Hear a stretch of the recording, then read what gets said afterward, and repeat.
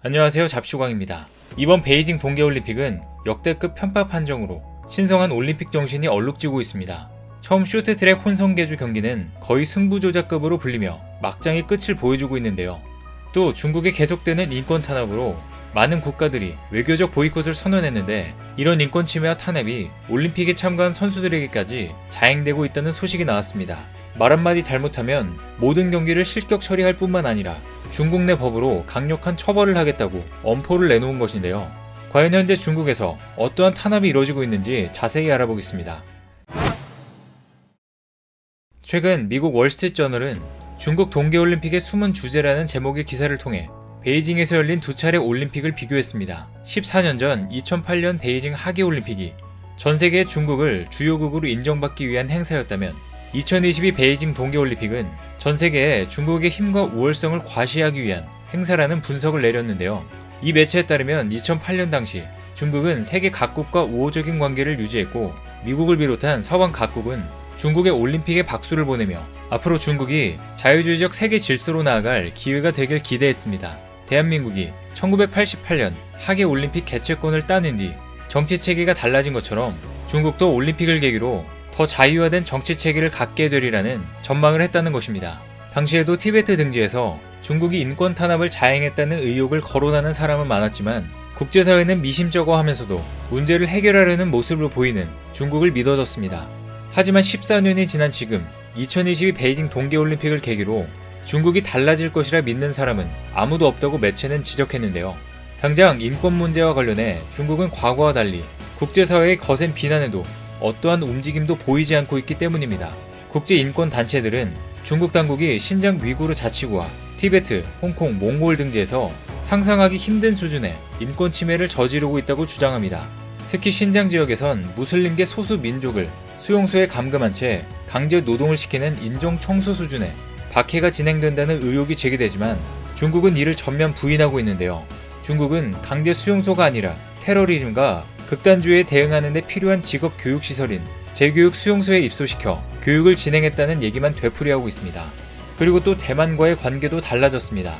2008년 대만은 중국과의 관계 개선을 위해 친중 총통을 선출한 만큼 양안 간의 관계가 좋았지만, 지금은 중국이 대만으로 매일같이 전투기를 출동시킬 만큼 관계가 요동치고 있습니다.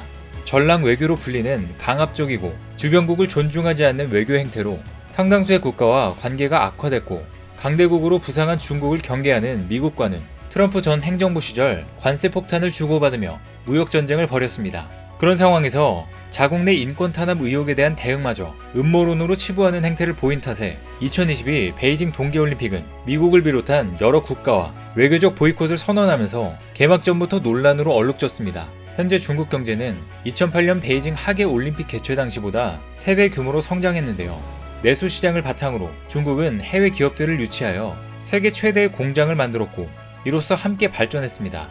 그러나 2008년 중국과 당당히 손잡았던 다국적 기업들은 올해 대회에선 최대한 눈에 띄지 않으려 노력하고 있습니다. 2008년 베이징 하계올림픽 당시 세계 성화봉송 행사를 주관했던 코카콜라는 2022 베이징 동계올림픽에선 마케팅 장소를 중국 내부로 제안했습니다. 코카콜라 CEO는 개막식에도 불참하기로 했습니다. 중국의 인권 탄압 의혹을 규탄하는 세계 각국 정부와 인권 단체들의 비판을 의식한 행보인데요. 이렇듯 중국의 인권 탄압 문제로 세계 곳곳에서 올림픽 규탄 시위가 일어나고 있습니다. 스위스 국제올림픽위원회 본부 앞에서는 티베트인들이 목소리를 높입니다. 부끄러운 중국, 티베트를 구해달라는 피켓을 들고 거리 행진에 나섰습니다. 미 국회의사당 앞에는 신장 위구르 학살이란 중국 비판 현수막까지 등장했습니다.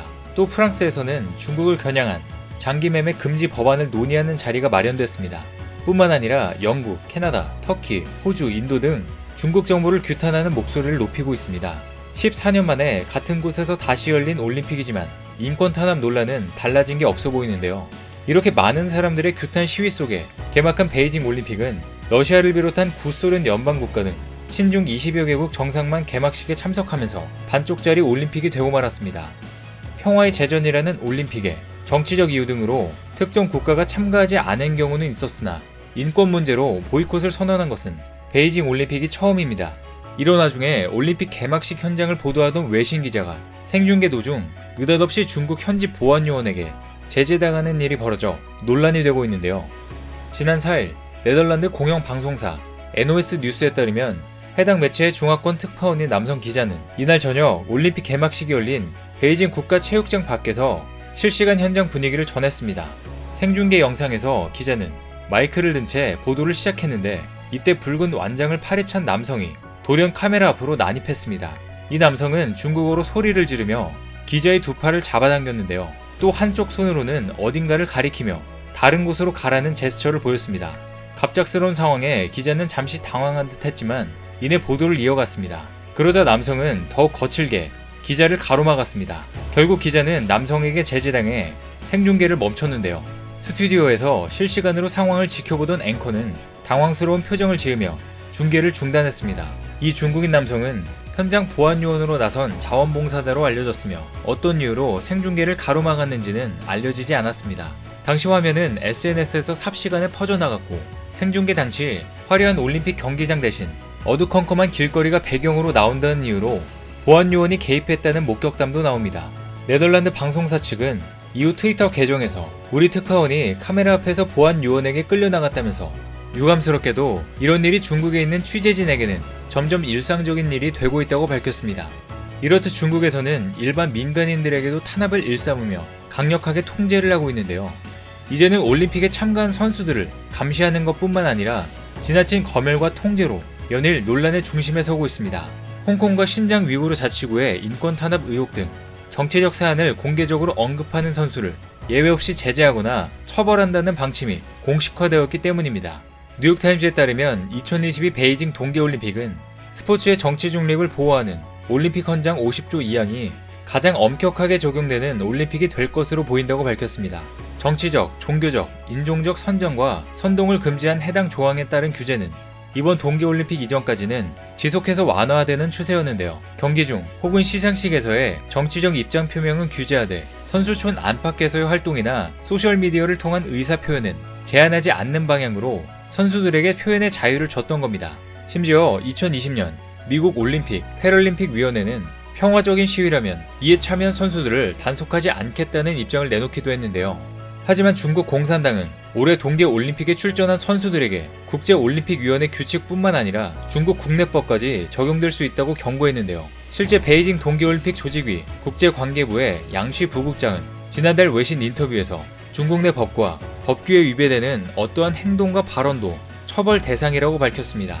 신장 위구르의 신장만 꺼내도 바로 모든 경기에서 실격 처리를 해버릴 수 있고 중국 국내법으로 강한 처벌까지 이루어질 수 있다는 충격적인 내용이었는데요. 물론 올림픽 경기 내에서 정치적인 입장 표명을 하는 것은 규칙상 문제가 될 수 있다곤 하지만 경기장 밖에서까지 이러한 탄압을 일삼고 있는 것은 정말 심각한 문제입니다.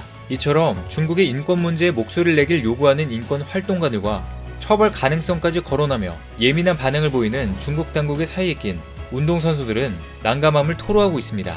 심지어 현재 중국에 있는 올림픽 참가 선수들의 스마트폰으로 이루어지는 전화, 메시지, SNS 등 모든 것들이 중국의 통신사 아래 데이터 감시와 검열이 이루어지고 있고 문제가 발견되는 즉시 중국 당국으로 보내진다는 의혹도 제기되고 있습니다. 미국의 야후 스포츠는 베이징 동계올림픽에 출전한 선수들이 데이터 유출을 막기 위해 굉장히 노력하고 있다고 전했습니다.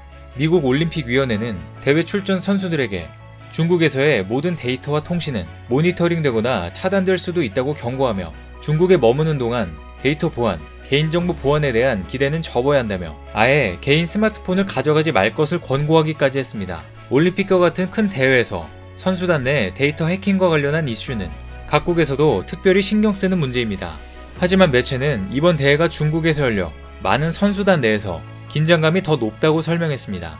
전문가들은 중국 내 와이파이에 연결된 전화나 컴퓨터, 이메일과 SNS 계정 등이 대회 이후에 스파이 활동에 사용될 수 있음을 우려하고 있습니다. 이미 중국 정부가 자국민을 추적하고 통제하는 광범위한 감시 시스템을 갖춘 만큼 외국인과 선수단에 대해서도 그 면제가 없을 것으로 예상되고 있습니다. 이와 같이 일반인들 뿐만 아니라 올림픽에 참가하는 선수들에게까지 지나친 감시와 인권 탄압을 일삼고 있는 중국의 만행이 앞으로 어디까지 이어질지 계속해서 지켜보겠습니다. 오늘 준비한 소식은 여기까지입니다. 댓글을 통한 여러분들의 많은 의견 기다리겠습니다. 많은 분들의 생각이 모였을 때 진정 가치 있는 지식이 완성될 것입니다. 시청해주셔서 감사합니다.